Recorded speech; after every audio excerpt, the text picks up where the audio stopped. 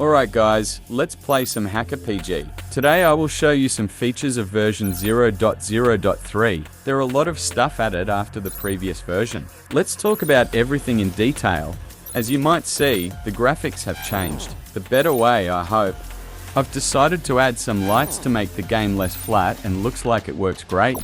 By the way, speaking of the gameplay, I got rid of useless upgrade command and forced the level up window to open on level up. Also, I've added the raytrace command, which prints the angle to the enemy with the given ID. The value might be also saved in the variable. Speaking of variables, now you can create variables as an option for each second level up. It might be useful for complex functions and daemons. There is also the sleep command, which literally do nothing for a given time. Pretty useless as a single command, but works awesome as a part of functions or daemons. In current version, you're also able to use if statements to create branch for your code. That allows you to create even more complicated behavior models. Regarding the code, the current functionality has quite a few features, but I still plan to add some commands, built-in functions and global variables, so stay tuned to get all the updates. In this run, I didn't reach the new endgame content, so I'll show the 5G tower. It's not dangerous, but provides shields for all nearby enemies. Sometimes that's really scary to see an explosive duck with the shield which run full speed on you. I work on balance, changes a lot and think that it's still not ideal, but it becomes better with each iteration. So I'm pretty sure that I'll find a perfect solution. For now, I don't want to rush it because I want to rebuild the upgrade system and add a few more mechanics, but we'll talk about that later. Let's talk about daemons. I've added them as well. In Unix systems, daemons are background programs. So in HackeRPG, that's basically the same thing. You write a code and it runs repeatedly after you start the daemon and until you stop it. Also, I've added a few constants in the game that stores cooldowns of your abilities. Okay, I'll describe a few more changes I made and we will talk about the plans for the next version.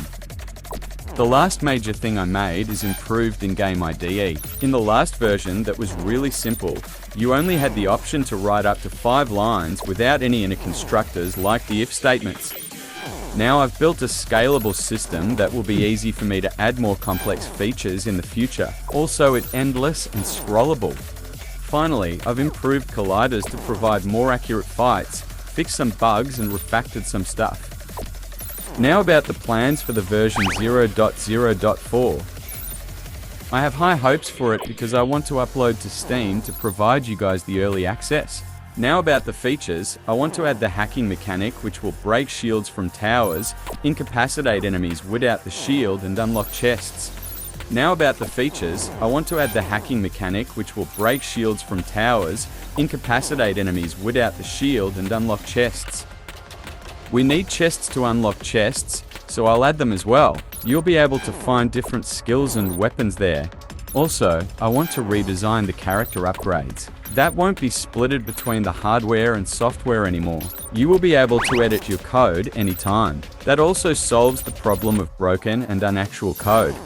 You're going to have to make painful decisions in the future regarding to upgrades. For example, to create the demon you need a hard disk memory and you need an additional core to run it, but you can spend the memory to improve your damage or HP.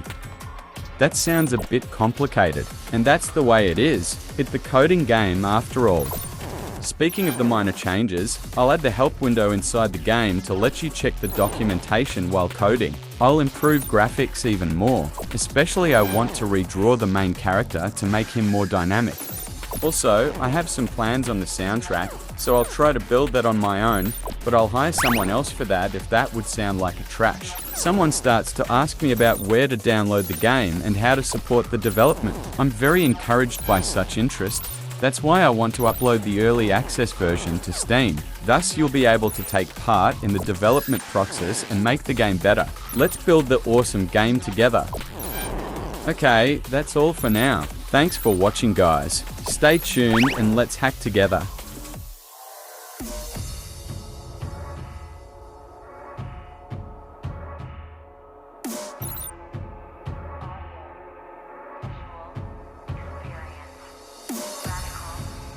Audio, visual,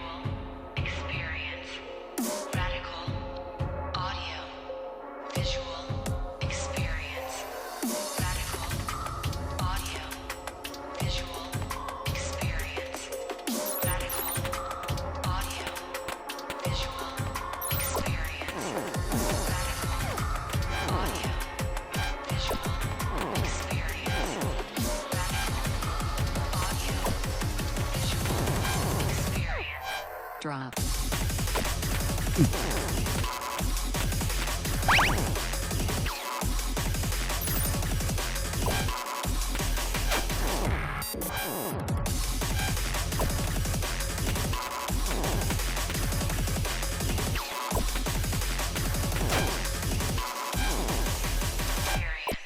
Drop.